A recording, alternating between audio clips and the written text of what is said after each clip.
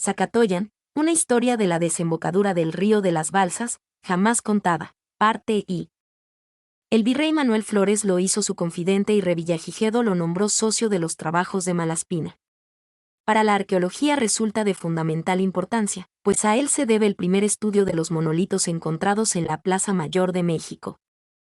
La publicación se hizo en 1792, siendo el primer tratado de monumentos antiguos que dará pie a subsecuentes estudios mexicas. Otro sabio de la época, don Antonio Álzate, no está de acuerdo con lo dicho por nuestro erudito y se enfrascan en discusiones. Para contestarle, León y Gama prepara una ampliación de su obra que sería publicada después de su muerte, ocurrida el 12 de septiembre de 1802.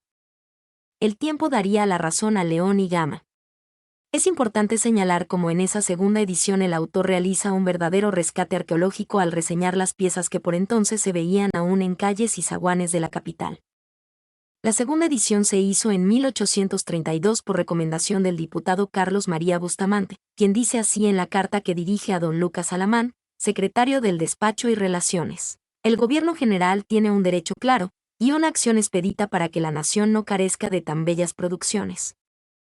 Que la ilustren en la parte que más lo necesite, y en un ramo de ciencias tan poco cultivado. Se refiere desde luego, a la arqueología. Eduardo Matos Moctezuma, Arqueología Mexicana, marzo-abril de 1998, 20. Fig. 2. Don José Antonio Álzate y Ramírez. Arqueología Mexicana. Marzo-abril, 1998, 24. José Antonio Álzate y Ramírez, 1737-1799.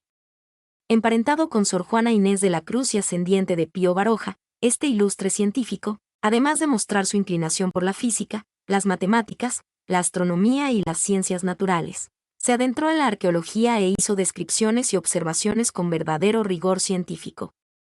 Como resultado de sus incursiones en la física se sabe que, al experimentar con la electricidad y tratar de construir un pararrayos, estuvo a punto de perder la vida. De su entusiasmo por la astronomía, se mencionan sus ascensos al Iztaccíhuatl para hacer observaciones científicas, y de su interés por las ciencias naturales. Se conocen sus aplicaciones prácticas en la agricultura. Para divulgar sus trabajos y polemizar con sus colegas, editó las revistas El Diario, 1768-1772, y La Gáceta de Literatura, 1788-1795, trabajos que le merecieron galardones de las autoridades virreinales y el ser nombrado miembro de la Academia de Ciencias de París. Precisamente a ese científico y defensor del mundo prehispánico se debe la primera descripción que se conoce de Xochicalco como ciudad prehispánica y de su maravillosa pirámide de las serpientes emplumadas.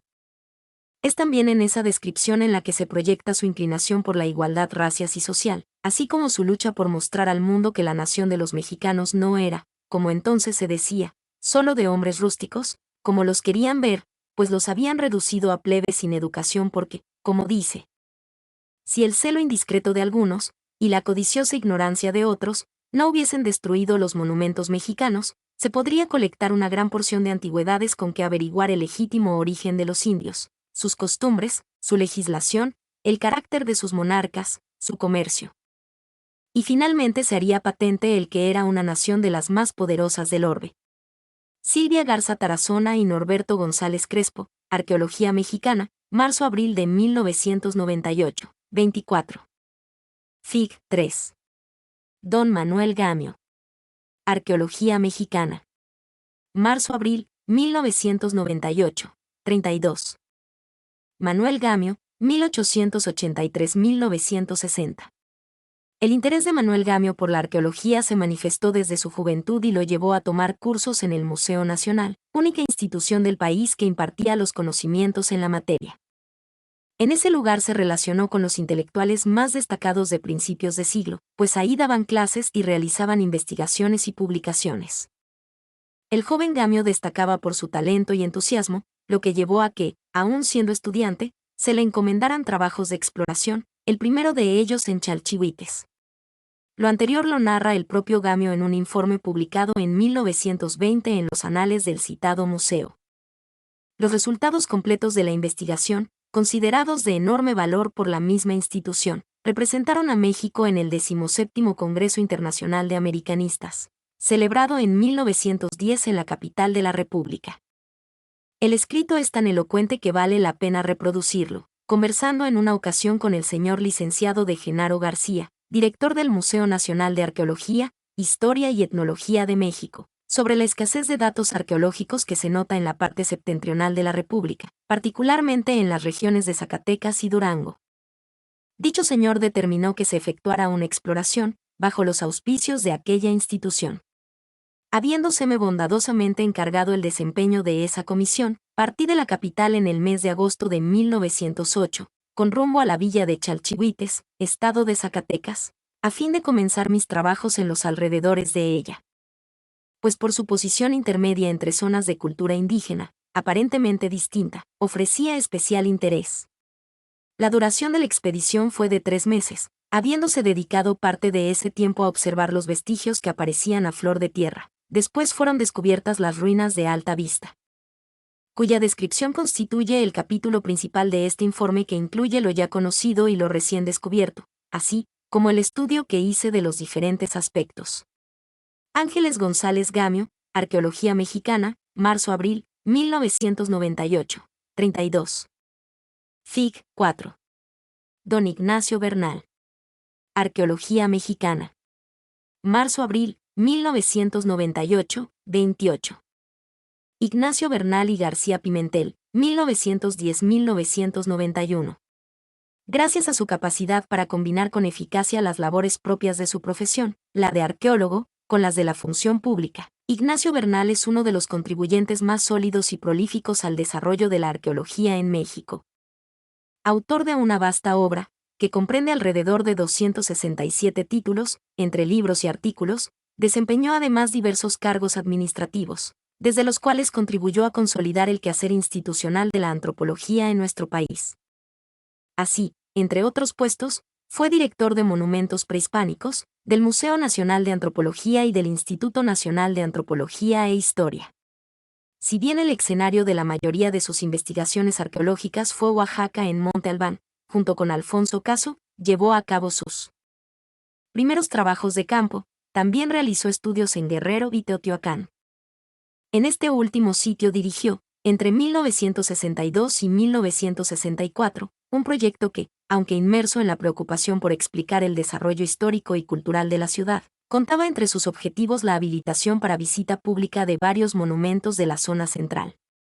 Por ello, no es exagerado afirmar que buena parte de lo que observa ahora el visitante de la zona arqueológica de Teotihuacán es producto de las excavaciones y restauraciones llevadas a cabo bajo la dirección de Bernal. Durante el proyecto de 1962-1964, se exploraron varios edificios ubicados a lo largo de la calle de los Muertos, desde la Pirámide de la Luna, en su límite norte, hasta la Ciudadela, en el sur, además de algunos complejos habitacionales que resultaron fundamentales por la riqueza de la pintura mural descubierta por ellos.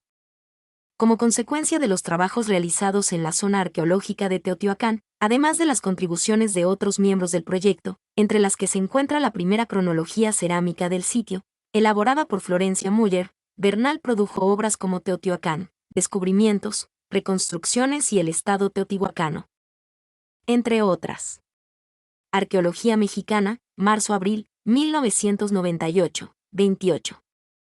Fig. 5. Byron Cummings. Arqueología Mexicana. Marzo-abril, 1998, 36. Byron Cummings, 1860-1954. Byron Cummings, mejor conocido como el Decano Cummings, fue uno de los precursores de la arqueología en Norteamérica. De formación autodidacta en el trabajo de campo, reconoció la necesidad de orientar académicamente sus exploraciones, por lo que, en 1910, estudió arqueología durante un año en la Universidad de Berlín. En 1915, adscrito a la Universidad de Arizona, fundó el Departamento de Arqueología para respaldar formalmente el trabajo de campo. De 1922 a 1925, se hace cargo de las excavaciones en Cuicuilco como parte de un convenio para el intercambio de técnicas y métodos de exploración de monumentos arqueológicos. En esa época, la Dirección de Antropología de México promovía un programa de investigación sobre la cultura arcaica.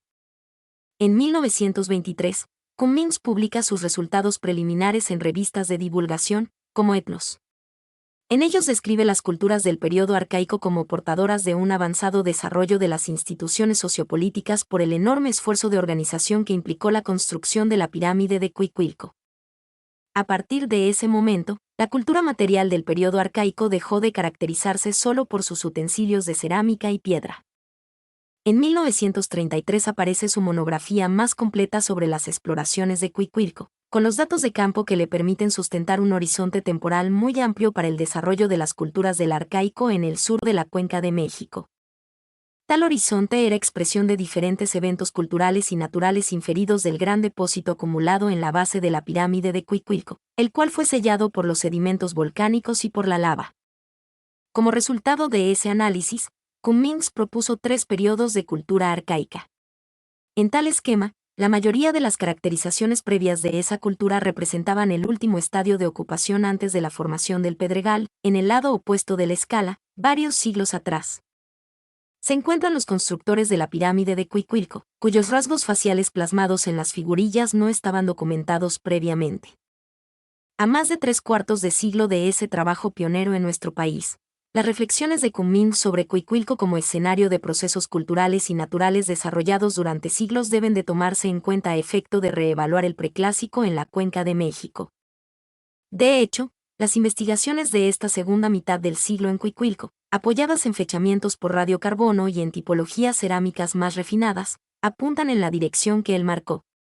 Javier López Camacho, Arqueología Mexicana, marzo-abril de 1998, 36. Fig. 6. Carl Ruppert. Arqueología Mexicana. Marzo-abril, 1998, 40. Karl Ruppert, 1895-1960. Los proyectos desarrollados por la Carnegie Institution en el área maya contribuyeron de manera importante a la modernización de la arqueología mesoamericana. Entre el amplio grupo de investigadores que formaron parte del proyecto Chichén Itzá encabezado por el Dr. Sylvanus G. Morley, se encuentra Karl Ruppert, a quien se encomendó la excavación del edificio conocido como el Caracol. La actividad desarrollada por el investigador en el sitio fue sobresaliente, ya que además del edificio arriba mencionado trabajó en el Templo de los Tableros Esculpidos 1931, en el Mercado 1943 y recopiló y organizó dibujos e información arquitectónica del sitio que fueron publicados bajo el título de Chichén Itzá. Architectural Notes and Plans 1952. La amplitud de sus trabajos y los criterios técnicos aplicados justifican que se le pueda considerar como representante del enfoque y objetivos que la Carnegie Institution aplicó en sus proyectos. La selección del Caracol como una de las primeras restauraciones en el sitio se basó en 3 consideraciones. 1. Era la mejor conservada de las estructuras redondas que se conocían en el área maya. 2. Sus características visibles sugerían una función como observatorio astronómico. 3. El edificio se encontraba cercano al colapso y requería de una intervención inmediata.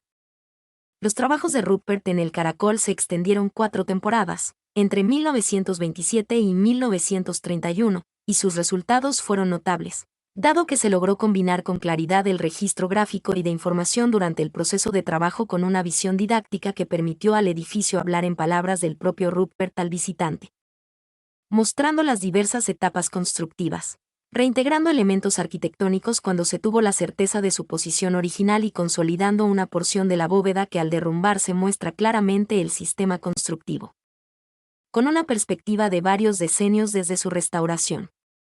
Al recorrer ahora Chichén Itzá no podemos dejar de visitar, aunque sea brevemente, ese magnífico edificio, el cual nos muestra cómo el arqueólogo puede restaurar sin reconstruir, mostrar sin deformar, respetar un edificio, dejándonos ver la habilidad de sus constructores, y preservarlo para que las futuras generaciones puedan disfrutarlo. Agustín Peña Castillo, Arqueología Mexicana, marzo-abril, 1998, 40. Alfonso Caso y Andrade, 1896-1970. Alfonso Caso y Andrade nació en la Ciudad de México en el seno de una notable familia de abolengo y tradición científica que le inculcó el amor por los libros y la inquietud por descubrir la razón de la existencia de las cosas. Educado como abogado en la Universidad Nacional, formó parte de un grupo de brillantes estudiantes conocido como los 7 Sabios, cuya preocupación fue la de prepararse, debatir y alcanzar la excelencia en sus estudios. Sin embargo, Su interés por el entendimiento de los jeroglíficos lo encaminó hacia el mundo de la arqueología, para lo que se inscribió en los cursos que se impartían en el antiguo Museo de Antropología de la Ciudad de México y que fueron el inicio de una sólida formación como académico. Aunque acaso lo identificamos por sus contribuciones a la arqueología, también se distinguió como un excelente servidor público en el ámbito de la cultura y fundó y formó instituciones aún vigentes en el presente. En 1928 fue director de la Escuela Nacional Preparatoria, en 1933, director del Museo Nacional de Arqueología, Historia y Etnografía y, en 1939, fundador y director del INAH, así como cofundador de la ENA. Entre 1944 y 1945, fundó el Instituto Nacional Indigenista, del que fue director hasta el momento de su muerte, en 1970. En 1931 fue nombrado director de los trabajos arqueológicos en Monte Albán, Oaxaca, que incluyeron 18 temporadas de campo. El meticuloso análisis de los materiales cerámicos procedentes de las diferentes áreas del sitio le permitió plantear la secuencia cultural del Valle de Oaxaca, así como producir una gran cantidad de publicaciones. Sin duda, el hallazgo que colocó a Caso en el centro de la atención pública fue el de la tumba 7, efectuado en los primeros días de 1932. Ese hallazgo, junto con su gran tesoro y las extraordinarias reconstrucciones de los edificios que rodean la plaza principal, la exploración y recuperación de la misma, así como la identificación étnica de los zapotecos y mixtecos prehispánicos, forma parte de una imagen de la arqueología de Oaxaca que quedó ligada para siempre de Alfonso Caso. El gran tesoro de la tumba no solo fue catalogado así por su innegable estética, sino, fundamentalmente, porque mostró la complejidad de la cultura mixteca, basada en el refinamiento de sus técnicas de lapidaria, orfebrería, cerámica policroma, talla en hueso y ornamentación con turquesa. La importancia de ese tesoro solo se percibe completa con la interpretación hecha por Caso, quien encontró que la tumba, originalmente zapoteca, fue reutilizada en tiempos tardíos por habitantes mixtecos. Así como que una variedad de las piezas de ofrenda representaban verdaderos textos narrativos de diferentes aspectos de la vida de la élite mexica. La prolífica obra editorial de Caso abarcó más de 200 títulos entre libros, ensayos, artículos, etc. Todos con el objetivo de interpretar la sociedad prehispánica y descifrar el significado de los jeroglíficos zapotecos y mixtecos presentes en unas estelas, urnas, cerámica, huesos labrados, joyas y códices prehispánicos. Su extensa obra, al igual que su vida, obedeció a un principio básico que él mismo refirió como: no eres un héroe, ni un santo, ni un político, eres un hombre de ciencia y tu obligación es decir la verdad siempre. Nelly Robles García, Arqueología Mexicana, marzo-abril, 1998, 44. Matthew William Sterling, 1896-1975. En su tiempo, Matthew W. Sterling fue conocido como M.R. Olmec, apodo que no era gratuito. Su filiación, por llamarle de alguna manera, con la civilización olmeca fue intensa y fructífera. Él inició y dio un gran ímpetu a la primera era de investigaciones arqueológicas en la costa del Golfo y dejó una amplia bibliografía científica y de difusión, al igual que una primera generación de investigadores olmequistas. Matthew Sterling nació en Salinas, California. Estudió antropología en la Universidad de California, en Berkeley, de la que se graduó en 1920, y obtuvo el título de maestría en la Universidad George Washington, en 1922. Su asociación profesional con el US National Museum, de la Smithsonian Institution, se inició en 1920, como asistente curador en etnología, y llegó a ser director del Bureau of American Ethnology en 1928, puesto que ejerció durante 30 años. En 1933 se casó con Marian Ellig, su compañera y colaboradora hasta que él murió. Las investigaciones de campo de Sterling en el área olmeca se concentraron entre 1939 y 1946. Realizó excavaciones en Tres Zapotes, La Venta, Cerro de las Mesas y San Lorenzo, con el generoso apoyo de la National Geographic Society, a la que estuvo estrechamente asociado y en la que fungió como miembro de su Committee for Research and Exploration. Asimismo, fue asesor en la formación de la colección de arte prehispánico del Sr. Robert Wood Bliss, ahora perteneciente a la Dan Barton Oaks de Washington. Su pericia profesional fue realmente extensa, pues realizó investigaciones arqueológicas y etnográficas en varias regiones de Estados Unidos y México, al igual que en Perú, Ecuador, Panamá, Costa Rica y Nueva Guinea holandesa. Además de los espectaculares hallazgos en la Venta y otros sitios olmecas, una de las contribuciones más importantes de Stirling fue el descubrimiento en 1939 de la estela C de Tres Zapotes, con su fecha maya de 31 a.C. En su momento, ese hallazgo fue extremadamente polémico, dado que la antigüedad de la civilización olmeca estaba sujeta a una fuerte controversia. Más de 10 años después, con la utilización de fechamientos por radiocarbono en la arqueología, la lectura de Stirling fue reivindicada. Rebecca B. González Lauc, Arqueología Mexicana, marzo-abril de 1998, 48. Agustín Villagra Caletti, 1907-1985. La profesión de dibujante, no siempre justamente valorada, ha estado tradicionalmente asociada a la arqueología mexicana. Durante el siglo pasado, el dibujo era una de las formas comunes de ilustración de trabajos arqueológicos debido a que representaba la posibilidad no solo de interpretar lo dibujado, sino también de expresar una síntesis de los elementos que lo componen, algo distinto a una simple técnica de reproducción. En ese contexto es que destaca la labor de Agustín Villagra Caletti. Este gran dibujante nació en México el 29 de abril de 1907. Inició su actividad profesional en la Secretaría de Educación Pública, en 1929, en el Departamento de Bellas Artes. En 1932, ocupó el puesto de ayudante en el Departamento de Monumentos Coloniales y al año siguiente en el Museo Nacional. Participó también en el INAH, en el Departamento de Monumentos Prehispánicos. En el terreno arqueológico, dentro de la amplia gama de elementos que abarca el mundo prehispánico, abordó el estudio de un aspecto susceptible de considerarse como una especialidad, la pintura mural, en particular la de Teotihuacán y Bonampak. Su preocupación e interés por esta manifestación cultural va más allá de la adecuada y precisa reproducción. Por tal motivo su trabajo, junto con el de otros técnicos, puede ser calificado como pionero de la conservación, aunque, tal como él lo expresó en un artículo de 1951, no haya sido un proceso afortunado. Al respecto, el periodista Francisco Javier Hernández, amigo de Villagra Caletti, señala: Villagra tenía un gran conocimiento de la técnica pictórica y de los colores y materiales que usaron los tlacuilos indígenas. Hizo los primeros dibujos de los danzantes de Monte Albán, más de 200 según me dijo, y también realizó, gracias a sus conocimientos y paciencia, la reconstrucción del mural del Tlalocan de Teotihuacán. Cuando lo veía realizar su difícil tarea, me imaginaba una especie de mago tratando de resolver un intrincado rompecabezas. Por su calidad y monumentalidad, su labor sobre los murales de Bonampak, realizada en fecha cercana a su descubrimiento, sirve no solo como documento del estado en que se encontraron, sino también como la base de un sinnúmero de publicaciones que, apoyadas en esta documentación, permitió a los especialistas avanzar en la interpretación y conocimiento de las culturas prehispánicas. Tomado de Roberto García Moll, Agustín Villagra Caletti, en la Antropología en México. Panorama histórico, 11. Los protagonistas, INAH, México, 1998 pp 505-507, /diagonal y reproducido en Arqueología Mexicana, marzo-abril de 1998, 52. Pablo Martínez del Río, 1892-1923.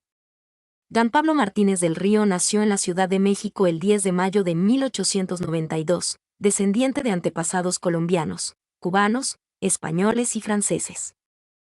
Los primeros estudios, de carácter privado, los realizó en México, pero pronto los continuó en Estados Unidos y, después, en Inglaterra, donde ingresó al Colegio Jesuita de Stonyhurst, donde recibió una educación clásica y se concentró también en la lengua inglesa. Una vez concluidos sus estudios en Stonyhurst, ingresó al Colegio Oriel de la Universidad de Oxford, donde estuvo de 1910 a 1914. Se dedicó sobre todo al estudio de las lenguas y las culturas de Oriente, de la antigüedad clásica y la historia y geografía del Viejo Mundo.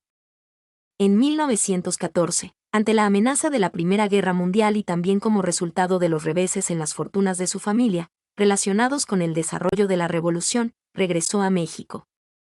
Su padre había muerto hacía algunos años y don Pablo, como primogénito, se hizo cargo de su madre y de sus hermanos menores.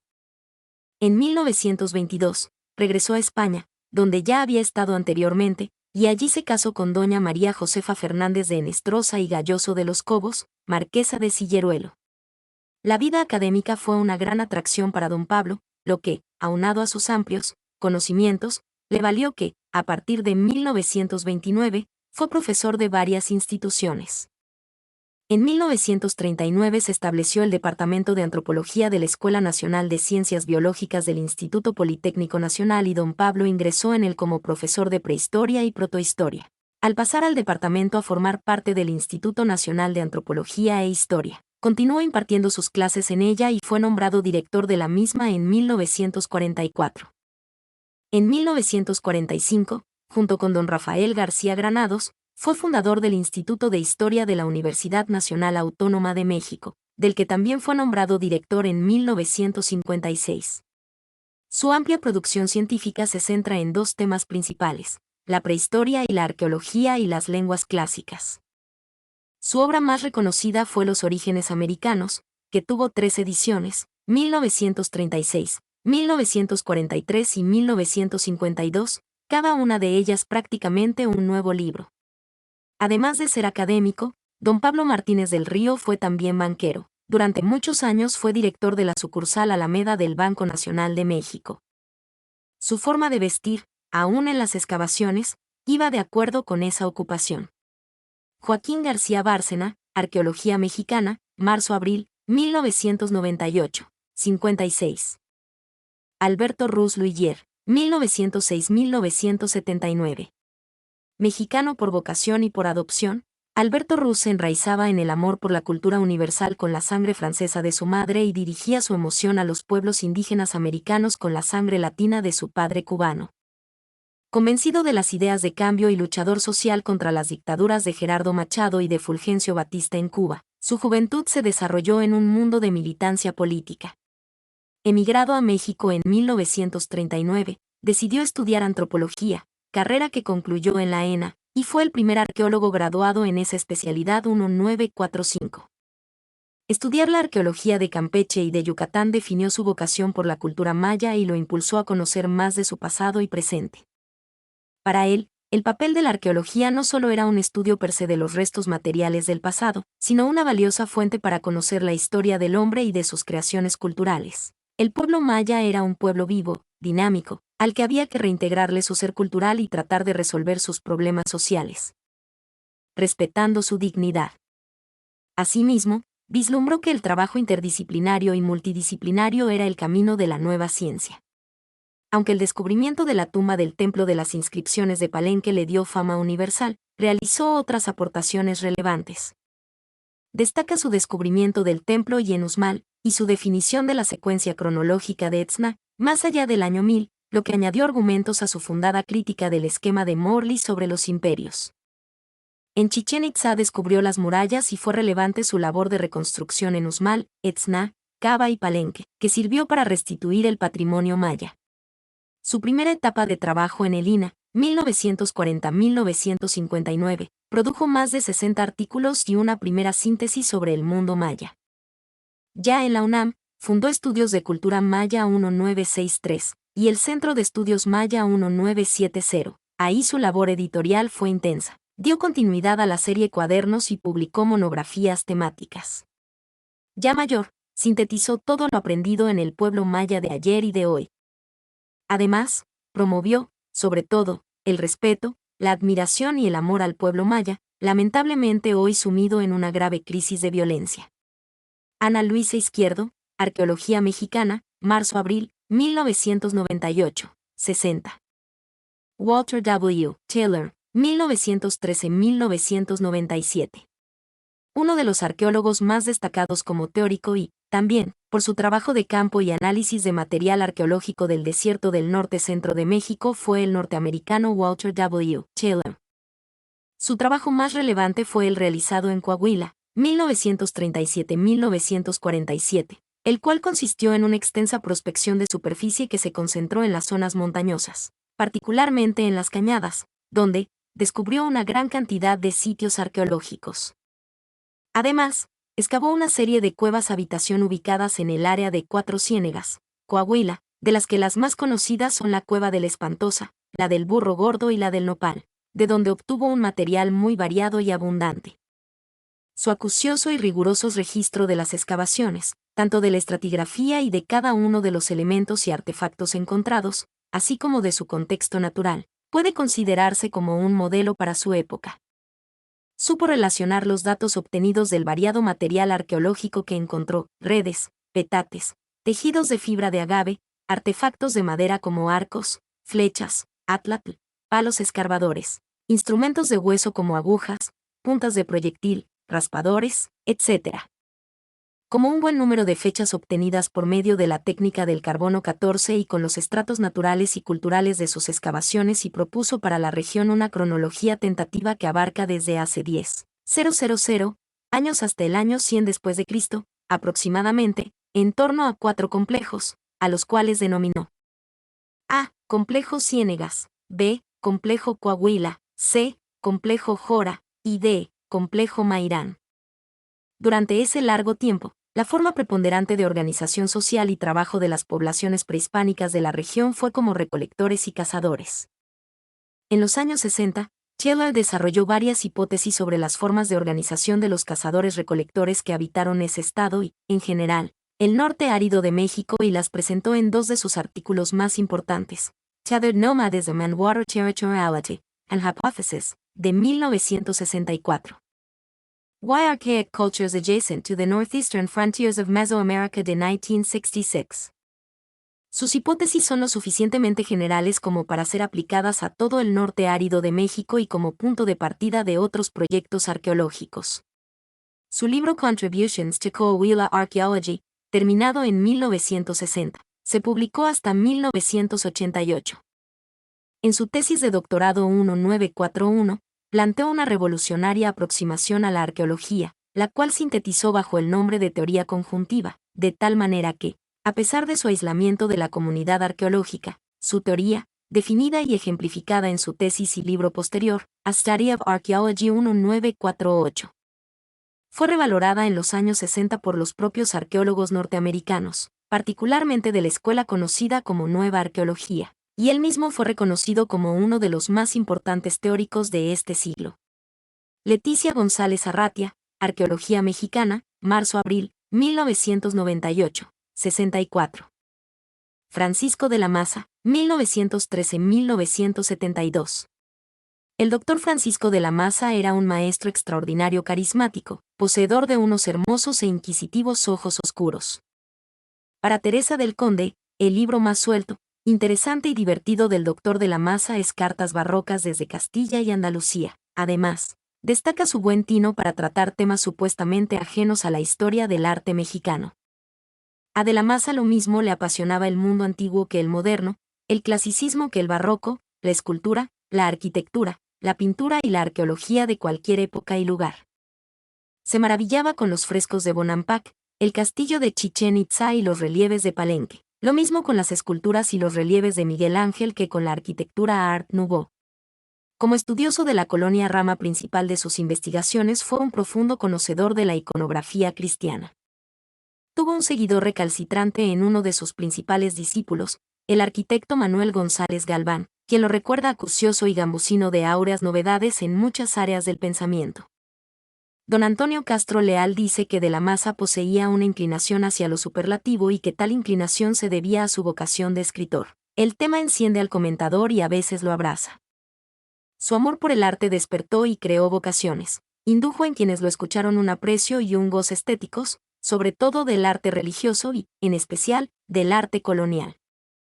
A todos, terminaba por ponerlos de acuerdo y de su lado. Escribía como hablaba, con un dominio elegante y brillante del idioma. Xavier Moisen, quien lo visitaba con frecuencia antes de su muerte, acaecida en 1972, cuenta de su afianzamiento al placer, que lo llevaba a recibir a todos sus amigos y discípulos, pese al estado de gravedad en que se encontraba. Conviene resaltar sus acciones como defensor del patrimonio cultural. Sus valientes y justificadas intervenciones resultaron en el rescate y salvaguardar de buena parte de nuestra riqueza monumental. Tales son los casos del convento de Betlemitas y el claustro de San Jerónimo. Dice González Galván que, con inteligencia y gran agudeza esgrimía razones, las que a todos convencían. Tesa Corona del Conde, Arqueología Mexicana, marzo-abril, 1998, 68. Investigadores, organizaciones y trabajos de rescate arqueológico en el medio y bajo balsas, costa de Michoacán y parte colindante de la Costa Grande de Guerrero.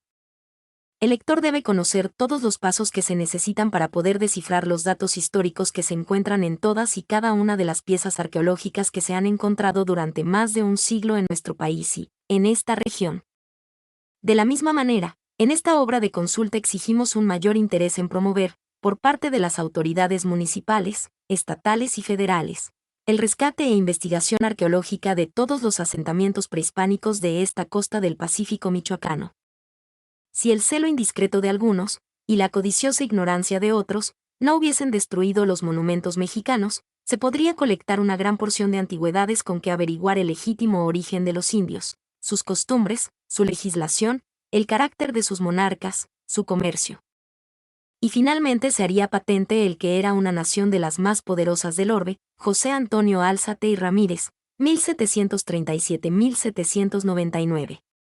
Son muchas preguntas las que nos hacemos los habitantes de esta zona, sobre los primeros habitantes en la costa del Pacífico michoacano. ¿Por dónde llegaron? ¿Qué buscaban? ¿Por qué decidieron asentarse en este territorio? ¿Siguieron esos primeros hombres la ruta del río Coahuayana y del río de las Balsas para llegar al centro de Michoacán? ¿A qué cultura pertenecían? ¿Desde qué época se desarrollaron? ¿Recibieron influencia cultural de Centro y Sudamérica y, viceversa, por una probable ruta marítima? ¿Hasta dónde llegó la influencia de los tarascos y aztecas con los habitantes del reino de Zacatoyan, antes de la llegada de los españoles, y por qué desaparecieron? En la antigüedad, se incorporaron inversiones de trabajo comunal, trabajo religioso y trabajo de seguridad global, que sirvió para construir espacios habitacionales, donde la actividad humana hiciera posible el desarrollo de estos centros de población prehispánica. La historiografía michoacana y guerrerense se mezclan en la desembocadura del río de las Balsas. A pesar de las pocas investigaciones que se han desarrollado durante más de un siglo en esta zona, no se ha descubierto la totalidad de los misterios que se esconden en sus espacios arqueológicos, ni las relaciones que mantuvieron con otras culturas de Mesoamérica, además de Centro y Sudamérica. El occidente de México. El occidente de México se estudió sistemáticamente a partir del año de 1935 y de 1945, aunque existen algunas excepciones previas importantes.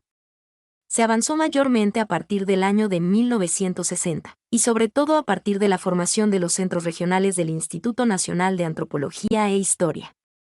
En el año de 1992, dos estudiosos del occidente mexicano, Otto Chondube y Ladrón de Guevara, se refieren al trabajo hecho hasta esta fecha en el occidente, en una bibliografía donde en 114 páginas exponen 222 fichas.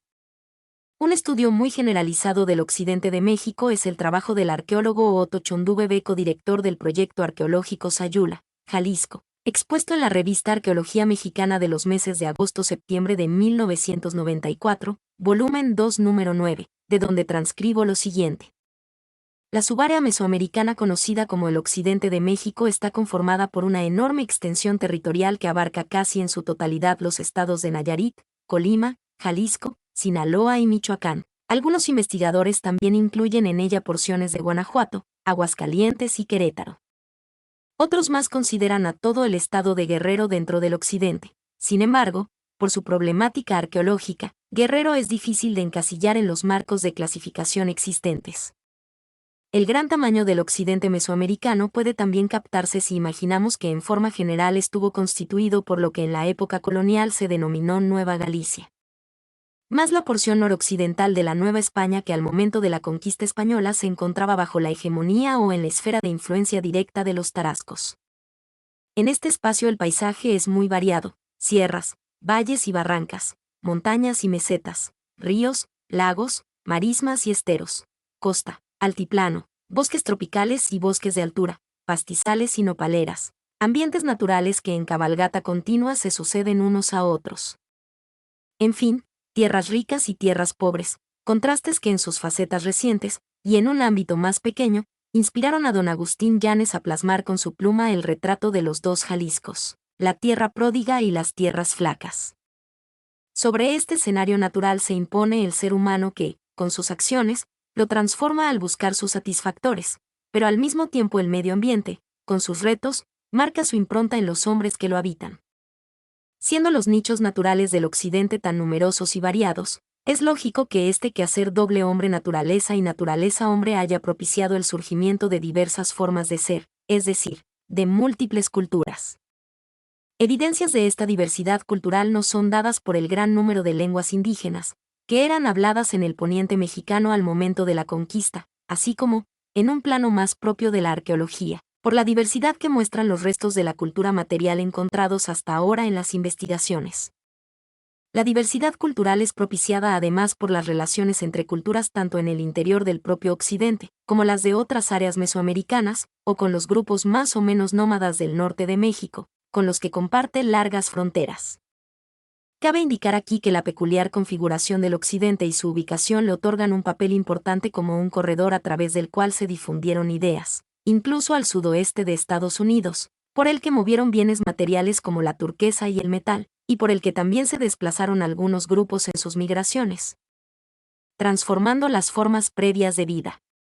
En términos generales, el patrón de asentamiento en el occidente es disperso y sin grandes concentraciones humanas que pudiéramos llamar ciudades en un sentido estricto. El hombre se asentó junto a los recursos que necesitaba, y conformó unidades político-sociales que controlaban territorios no demasiado amplios. Sin embargo, la población fue abundante si consideramos la suma de todas las unidades menores. Así Sauer opina que la densidad de población que tenía Colima al momento de la conquista no se recuperó hasta 1945. En el occidente es escasa la presencia de obras monumentales o de arquitectura preciosista que implicaría mucha mano de obra, como la de la zona maya y de sitios como Teotihuacán o Monte Albán. El occidente más bien destaca en la producción de obras dentro de las llamadas artes menores, por ejemplo en cerámica, metalurgia, plumaria y lítica, incluyendo también ornamentos en piedras duras y concha. Por ello, la arqueología del occidente es más conocida para el público en general por las piezas que se encuentran en los museos, que por las visitas a los sitios arqueológicos mismos, que no son tan aparentes como los de otros lugares de Mesoamérica. Las evidencias arqueológicas e históricas nos dicen que salvo una que otra excepción, entre las que se cuentan los tarascos, no se dio en el occidente la existencia de verdaderos estados, y que sus sociedades estaban organizadas más bien en el nivel de cacicazgos. Hasta hace no mucho tiempo se consideraba al occidente un área marginal, con un desarrollo cultural tardío y como una región que había recibido, más que dado, los rasgos que en ella se encuentran, es decir, se la veía como un área carente de raíces propias. Esta forma de apreciar la situación se debió en gran medida al desconocimiento existente y a que fue vista desde un ángulo extremadamente centralista. Los estudios actuales nos dan otro panorama y nos muestran que esta región tiene raíces propias y muy antiguas. Así tenemos hallazgos que, cuando menos, remontan la presencia humana al Cenolítico inferior, con puntas de proyectil acanaladas procedentes de Sinaloa, así como de la cuenca de Zacoalco y de la zona Huichola en Jalisco. Sin fechas precisas, pero posiblemente más antiguas, se conocen artefactos, anzuelos, agujas, punzones, etc., hechos con huesos de animales extintos. Los huesos fosilizados de mamut, mastodonte, gliptodonte, caballo prehistórico y otros animales pleistocénicos son abundantes en diversas localidades y nos hacen patente la rica fauna con la que convivió el hombre en su etapa preagrícola. En la costa abundan los concheros, montículos formados por miles de cubiertas calcáreas de los bivalvos que el hombre extrajo de esteros y marismas para su consumo. Algunos de ellos datan de antes de la era cristiana, pero la mayoría son más recientes e incluso los hay de la época colonial, puesto que las fuentes históricas narran cómo los navíos españoles se surtían de este producto. El conchero. Pirámide más impresionante por su tamaño en México, es conocido con el nombre de El Calón en las marismas nacionales. Para la etapa cerámica tenemos una de las fechas más tempranas en Mesoamérica, 2400 a.C., y se aplica a la llamada cerámica Pox de Puerto Marqués, Guerrero. Vendrán después las culturas o complejos de Capacha y el Opeño en Colima y Michoacán, respectivamente, con cerámica elaboradas y ejemplos de ritos funerarios complejos, que se ubican alrededor del siglo XVI a.C. El formativo temprano y medio, ejemplificados con estas culturas, nos muestran un panorama bastante diferente al del mundo olmeca, pero tanto o más antiguo que este. Lo olmeca en el occidente aparece casi exclusivamente en Guerrero, territorio de donde se proveían de piedras finas y donde, entre otras evidencias, los olmecas dejaron las pinturas de Jostlahuaca y Ostotitlán, así como las esculturas y restos arquitectónicos descubiertos recientemente en Teopantecuanitlán. Capacha se caracteriza por peculiares vasijas acinturadas o con asas de estribo. El opeño nos proporciona cámaras funerarias a manera de sótanos, con entierros múltiples, antecedentes directos de las posteriores tumbas de Tiro que aparecen en Jalisco, Colima y Nayarit durante el Clásico temprano. El opeño nos da también, en un conjunto de figurillas, la evidencia más antigua del juego de pelota.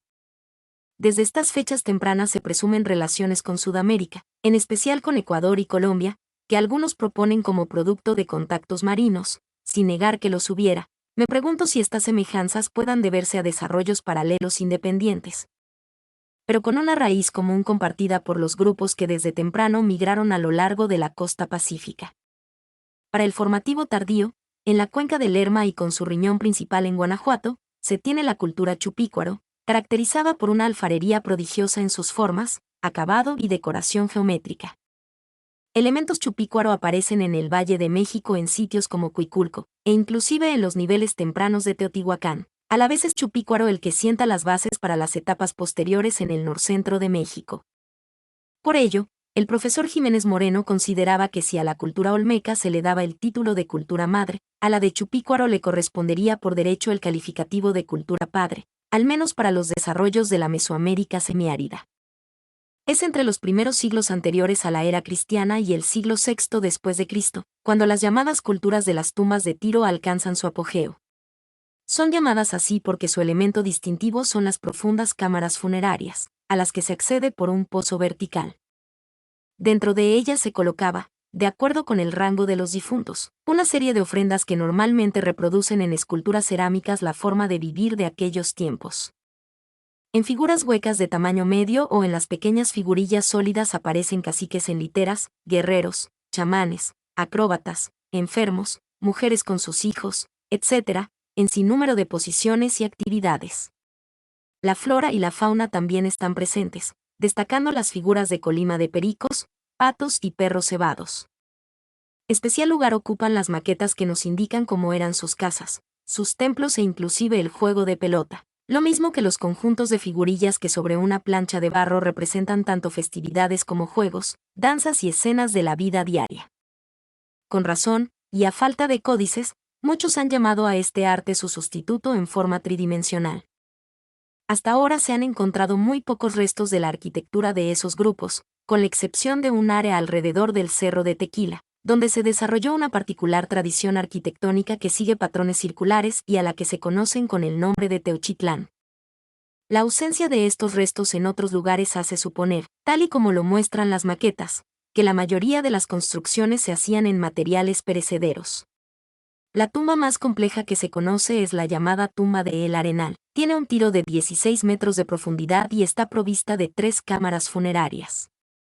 Otra tumba importante es la que se acaba de descubrir en Huitzilapa, Jalisco, con cerca de 8 metros de profundidad y 2 cámaras con ricas ofrendas que no habían sido profanadas. Mientras se desarrollan estas culturas en la parte más occidental, hacia el norte de Jalisco, en la llamada región Cascana y en la costa de Sinaloa, otras culturas evolucionan en medios más agresivos que condicionan su carácter belicoso. En las barrancas y sierras de la zona cascana aparece una arquitectura de carácter defensivo y una serie de restos que implican un culto a deidades guerreras. Así, empiezan aquí a concretarse formas de ser propias del periodo posclásico que más tarde llegarán al centro de México en las invasiones conocidas como tolteca-chichimecas.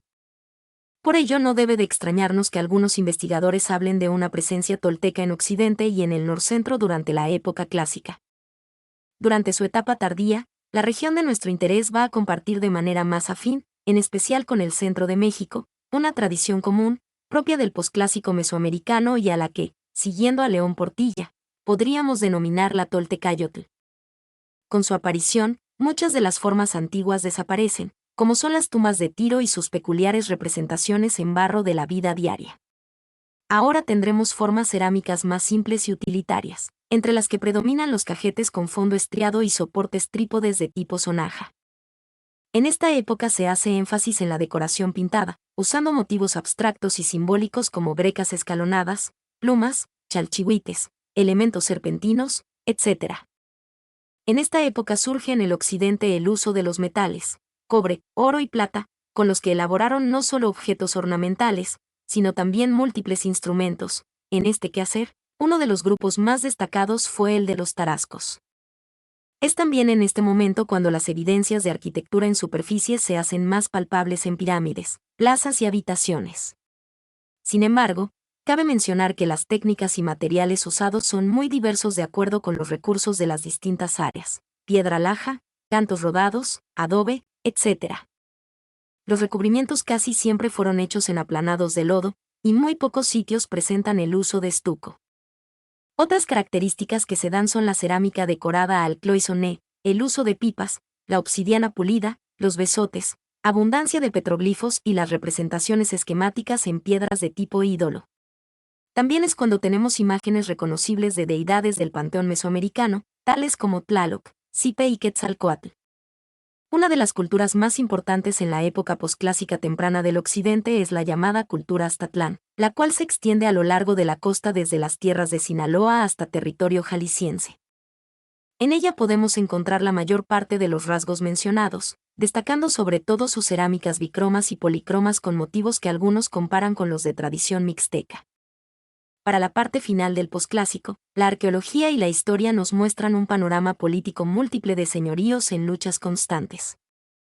Quizás esta sea la razón por lo que la conquista española del occidente haya sido tan sangrienta, puesto que la gente de Cortés y de Nuño de Guzmán tuvo que tumbar varias cabezas para hacerse de los territorios. Mención especial merecen los tarascos, pueblo que, al igual que los mexicas, controló en épocas tardías un extenso territorio y pueblos diversos. El señor unificador del grupo es Tariacori, y sus sucesores, en especial Tzitzipandácuare, serán los que extenderán el poder, llegando a enfrentarse inclusive a los mexicas, los cuales jamás los derrotaron. Esperamos que este breve esquema del occidente de México haya dejado clara la importancia que tuvo el devenir y ser de Mesoamérica, entidad que no es solo el producto de los grupos poderosos del centro de México, sino la conjunción de participaciones e interrelaciones de todos los pueblos que la conformaron. Otto Chondube, Arqueología Mexicana, agosto y septiembre, 1994, 18 al 23. El occidente en números. Para un área tan amplia y compleja es difícil dar datos numéricos precisos. Sin embargo, esperamos que las cifras que se presentan den una imagen que ayude a comprender la magnitud e importancia de la región. El occidente abarca al menos 8 estados de la República, lo que equivale casi al 44% de la llamada Mesoamérica mexicana y ha sido dividido en 25 áreas culturales. Según fuentes escritas, en el momento de la conquista se hablaban en su territorio 44 lenguas diferentes. De estas 26 desaparecieron casi de inmediato, y por lo mismo son lenguas no clasificadas. Actualmente las lenguas que sobreviven son fundamentalmente el tarasco, el náhuatl y el cora-huichol. Dadas las características de sus zonas arqueológicas, pocas han sido acondicionadas para ser visitadas por el turismo, y entre ellas tenemos Atzinzón-Tzane y Huatzio en Michoacán, Ixtlán en Nayarit, y el modesto Ixtepete en Jalisco. En el salvamento arqueológico de Infiernillo, Michoacán y Guerrero, se localizaron 104 sitios arqueológicos, de los que se exploraron 19. Se excavaron 120 estructuras y 290 entierros humanos, y se recuperaron para su estudio 600,000 tepalcates. En el salvamento arqueológico del Baso y zona de riego de la presa de Cajón de Peñas, Tomatlán, Jalisco, se recorrió un área aproximada de 50,000 ha. Se localizaron 165 sitios, en 40 de los cuales se ubicaron 747 rocas con petroglifos. De ellos se registraron solamente 399.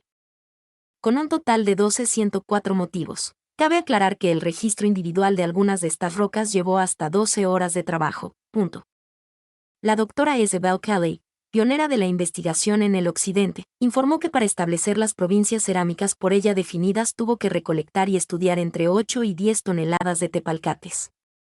El trabajo sistemático en el occidente de México es relativamente reciente, y podemos fijar sus inicios entre los años de 1936 y 1945, aunque hay algunas excepciones previas importantes.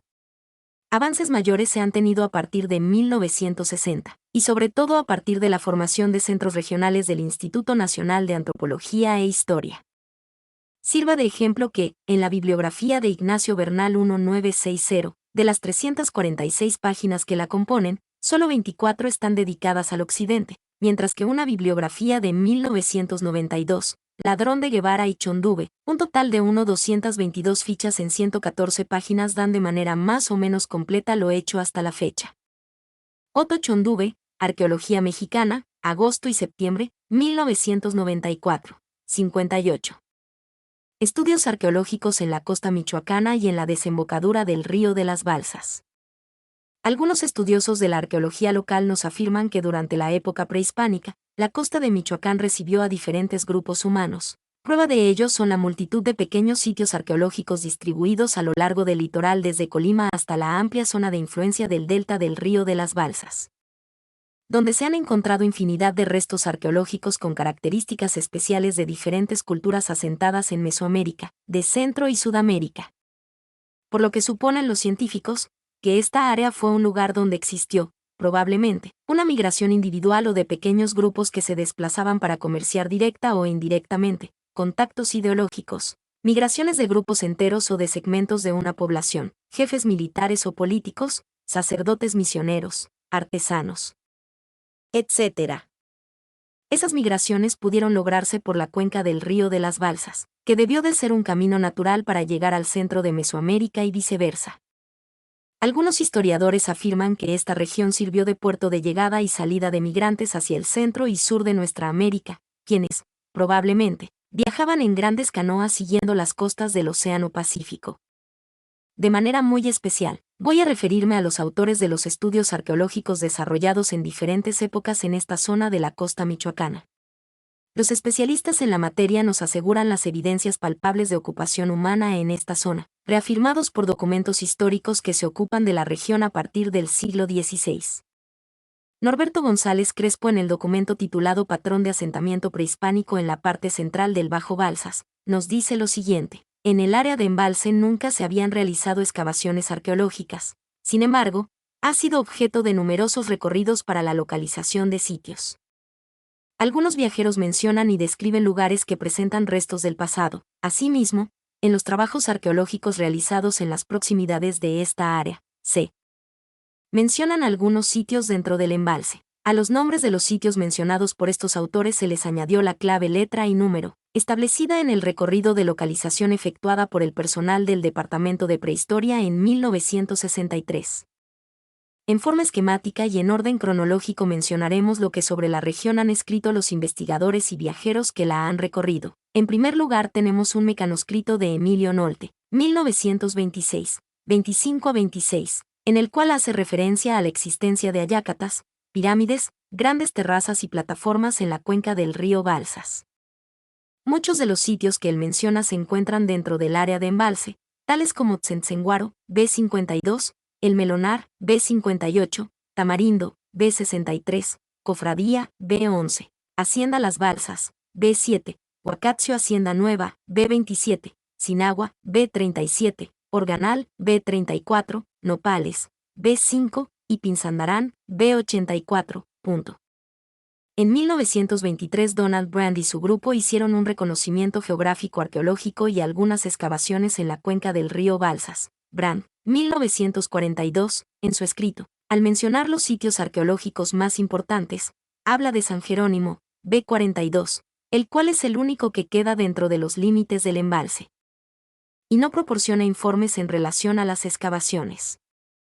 En 1944 Pedro Armillas, junto con otros investigadores, hizo un recorrido de localización desde Arcelia hasta Zacatula, vía río Balsas. Del itinerario de viaje y de las descripciones de los sitios visitados existe un mecanoescrito en forma de diario, Armillas, 1944, en el que se mencionan 7 sitios dentro del embalse.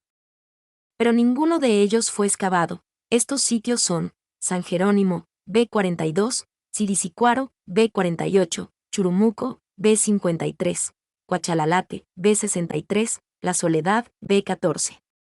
La Cofradía, B11, Las Balsas, B7, y Pinzandarán, B84.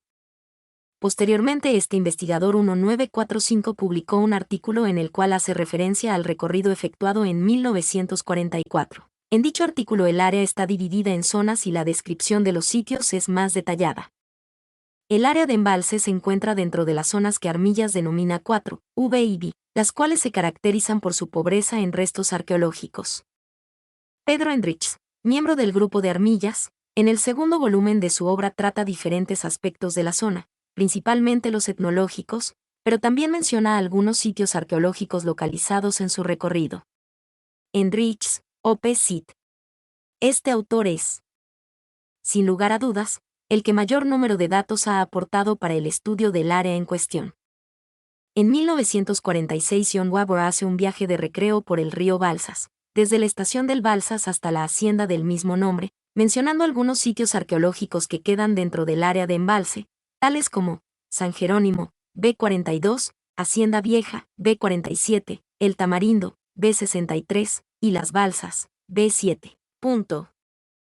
Robert Lester realiza en 1947 un estudio arqueológico de la cuenca media del Balsas, diciendo que en muchas de las colinas y acantilados a lo largo del río Balsas fueron localizadas terrazas, montículos, plataformas y pirámides. Entre los sitios con tales características se encuentra San Jerónimo, B42, el cual es el lugar más occidental visitado por Lister y se localiza en el extremo más alejado del embalse hacia el este. En un manuscrito de Parellón, O.P. Cit, se hace referencia al viaje que hizo al lugar donde se construía la cortina de la presa y describe un sitio llamado Pinsandarán, B84, que queda dentro del embalse, y dice que es una ciudad muy importante, con gran densidad de población y probablemente de la época tolteca. Finalmente, de 1959 a 1961 se realizó un estudio socioeconómico titulado Estudio para el aprovechamiento de los recursos de la cuenca del río Balsas, auspiciado por la Secretaría de Recursos Hidráulicos y que consta de 3 tomos y un atlas. Desgraciadamente para nosotros, se trata de un estudio global que abarca toda la cuenca y son pocos los datos que podemos usar para el área en estudio. Por otro lado, tenemos algunas publicaciones que mencionan varios lugares dentro del área de embalse, o hacen referencia a tierra caliente en forma general. Algunos de los autores que sobre esto escriben han estado en el área, otros se basan en trabajos anteriores o en las fuentes históricas. Al referirnos a estos autores seguiremos el orden cronológico en que aparecieron sus publicaciones. Pérez Hernández, en su Geografía del Estado de Michoacán publicada en 1872, habla de la existencia de minas de cobre en Churumuco, especificando que de aquí se extraía el metal, pero que se fundía en Santiago Ario de Rosales. Nicolás León, en la segunda parte de su estudio sobre los tarascos, al hablar de los ritos y ceremonias dice, los dioses Viravencha o de la mano izquierda, recibían culto entre los habitantes de la Tierra Caliente, o sea los del sur de Michoacán. Nicolás León, 1903, 394. Ruiz 1940, siguiendo tradiciones y leyendas, escribe una historia de los tarascos, mencionando en diversas ocasiones algunos sitios dentro del área de embalse y a la Tierra Caliente en general. Es desde luego un libro sentimental basado en leyendas y se le puede considerar como una entretenida novela. Arriaga 1941, hablando de mutilaciones dentarias, nos informa que ha observado numerosos cráneos en Tierra Caliente y que muy pocos presentan mutilaciones dentarias. Stanislavski 1947, basándose en las fuentes, dice que los asentamientos tarascos en Tierra Caliente estaban limitados a Sinagua y Churumuco en el occidente y que los de mayor importancia estaban en el sureste del Balsas hasta Ostumba. West 1948, también sobre las fuentes y datos de un recorrido que realizó por el Tepalcatepec, nos habla de la economía de la región, diciendo que el origen de las lacas debe ser la cuenca del Tepalcatepec y la del Balsas. También menciona el uso de utensilios agrícolas de cobre en Sinagua antes de la conquista. Brand 1952 es de la idea de que los tarascos llegaron a Michoacán siguiendo la ruta de los ríos Balsas Tepalcatepec Marqués. Sin embargo, aclara que no hay suficientes datos para afirmarlo. Además, hace un estudio de la extensión del reino tarasco, estableciendo por el sur los límites de este hasta el estado de Guerrero, es decir, pasando el río Balsas. Norberto González Crespo, 1979, 22,23 y 24. Región de la Costa. Angelina Macías Goitia en su trabajo La arqueología en Michoacán, se refiere a los arqueólogos que han trabajado en la región de la costa, en la Sierra de Cualcomán, y en la depresión del Balsas o Tierra Caliente, aparte de otras zonas de investigación arqueológica en el estado de Michoacán. En este trabajo de recopilación, mencionaremos todas las exploraciones de las cuales tenemos conocimiento, y de las que se desarrollaron en las regiones colindantes a la desembocadura del río de las Balsas. Características geográficas. Está formada principalmente por los municipios de Coahuayana, Aquila y Lázaro Cárdenas. Predomina un clima tropical con lluvias de verano, y un suelo café grisáceo de montaña y pradera de montaña. Su vegetación es el bosque tropical con árboles de parota, cueramo, ceiba, zapote, mango y palmas, entre otros. En su fauna predominan nutria, venado, conejo, mapache, coyote, armadillo, jabalí, ocelote, puma, aves de plumaje multicolor, como la guacamaya, peces y tortugas. Orografía. Sierra Madre del Sur y planicie costera con las sierras de Maquilí, Cachán y Parota, Cerro San Juan a Lima, Bufa, Guayabera, Chuntitlán.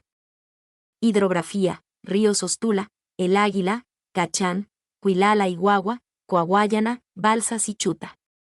Entre las aportaciones al conocimiento arqueológico de la región tenemos la información de varios reconocimientos del área. Entre los más significativos hay que mencionar los siguientes. En 1944 Armillas, Hendrix y Bernal recorrieron la cuenca del río Balsas desde Tetela del Río hasta su desembocadura en el Pacífico y de ahí costearon hasta Zihuatanejo. Pedro Armillas reportó el hallazgo de zonas arqueológicas con grandes monumentos.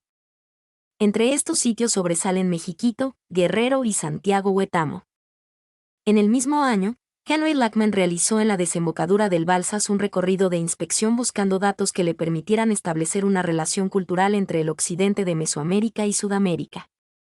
Recorrió dos regiones además del delta del Balsas, Petatlán, en Guerrero, y Nespa, y Tiolán en Michoacán, cerca de la bahía de Petacalco.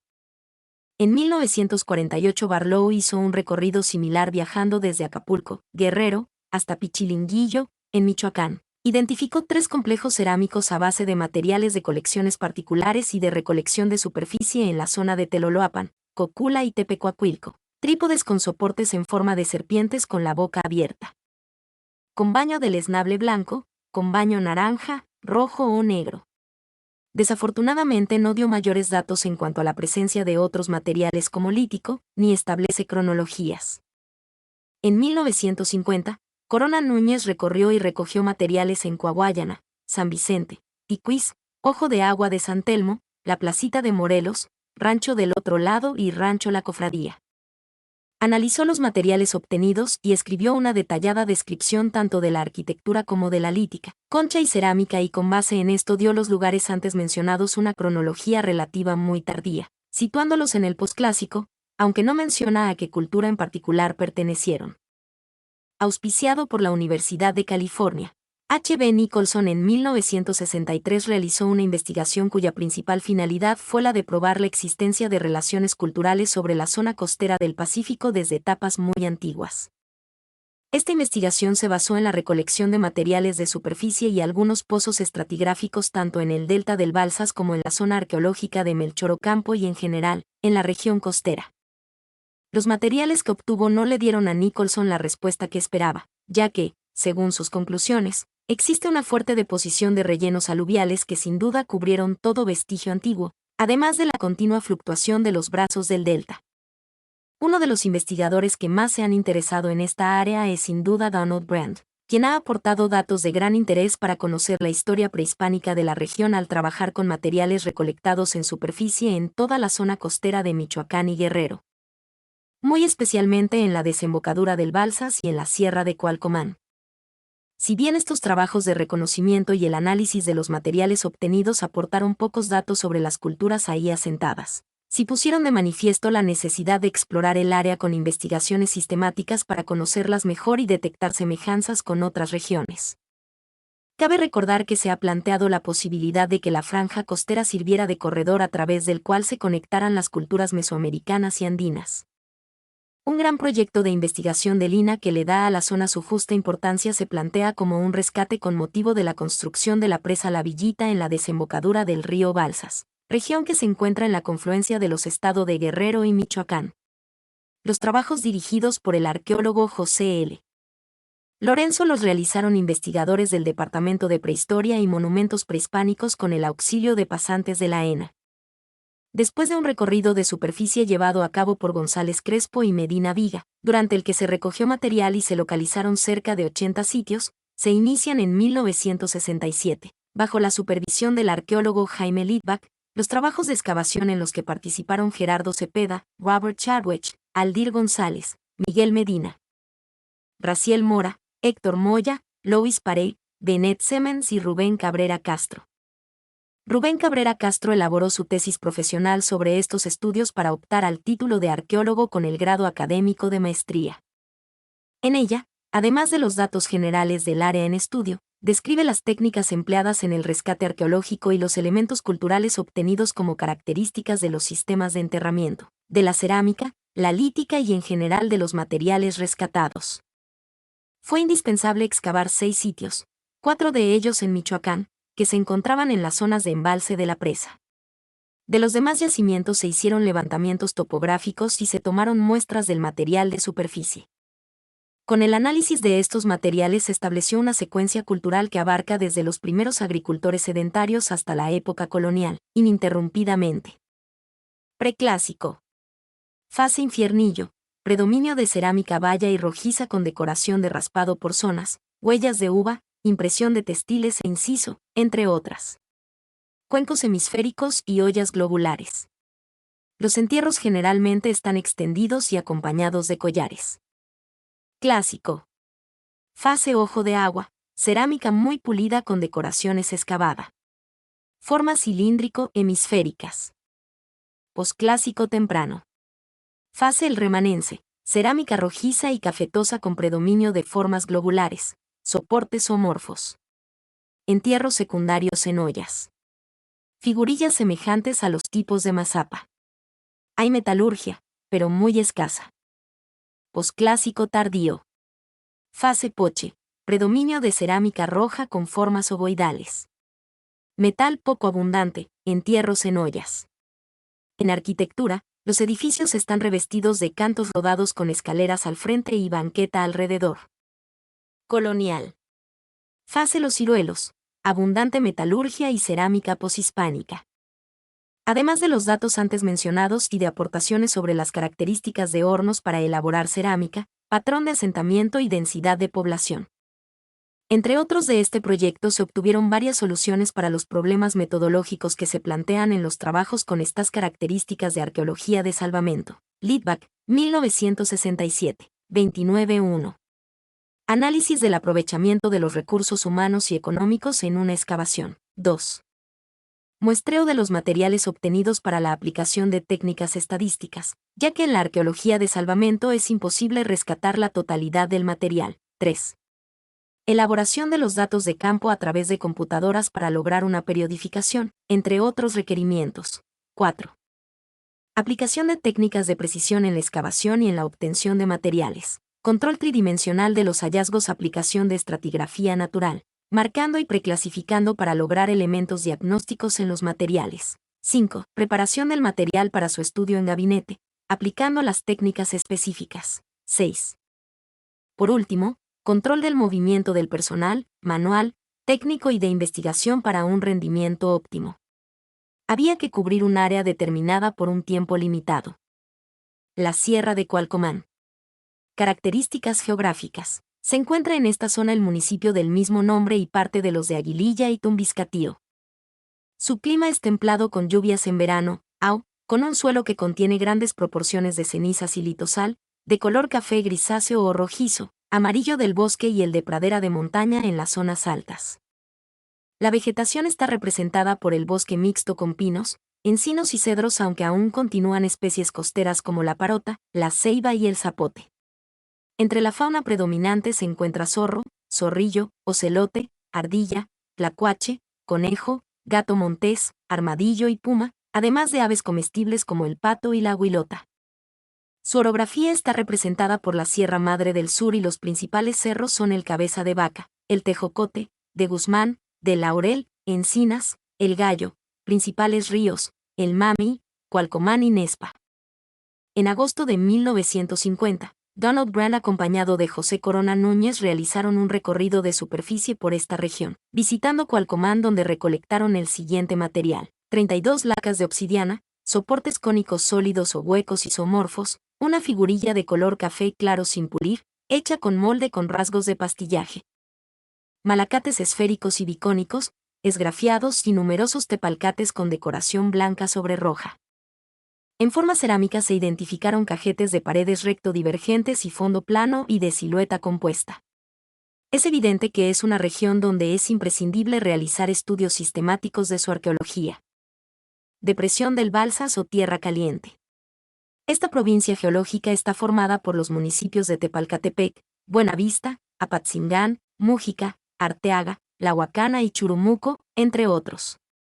Su clima es tropical con lluvias en verano, AU, y seco estepario con lluvias escasas en verano, BS. Su suelo es podzólico y de pradera castaño o amarillo de bosque y de chestnut. La vegetación es de bosque tropical deciduo con zapote, plátano, mango, parota y ceiba y bosque mixto con encino y pino. Entre la fauna se encuentran mapache, ocelote, gato montés, zorrillo, conejo, coyote, zorro, ardilla, armadillo, cacomixtle, pato, faisán y gavilán.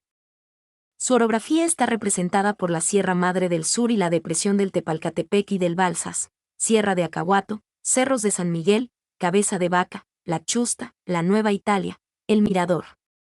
Se encuentran también las estribaciones meridionales del sistema volcánico transversal, La Huacana. El río Tepalcatepec es el que mejor representa la hidrografía.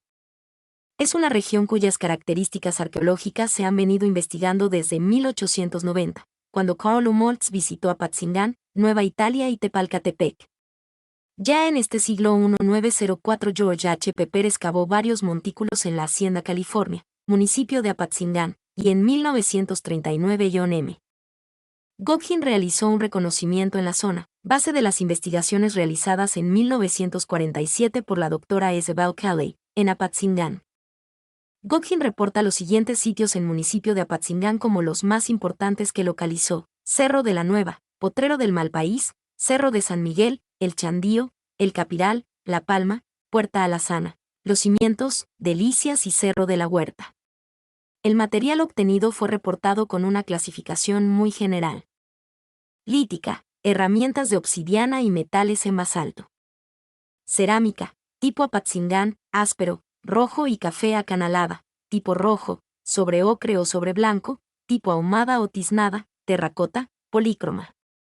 En general, son piezas poco representativas por su pasta y cocimiento. Sus formas son también muy comunes y predominan cajetes trípodes con el fondo estriado, ollas semiglobulares con largo cuello curvo divergente. Son muy frecuentes las tapaderas, los soportes con cónicos sólidos o huecos con sonaja. Las pipas, muy escasas, son sencillas con baño rojo. Figurillas femeninas desnudas con elaborado tocado y ornamentos al pastillaje. Malacates, cuentas globulares, ocarinas y sellos planos. Mi nombre es Demim. Soy tu asistente personal. Mi sitio en internet es demim.es.tl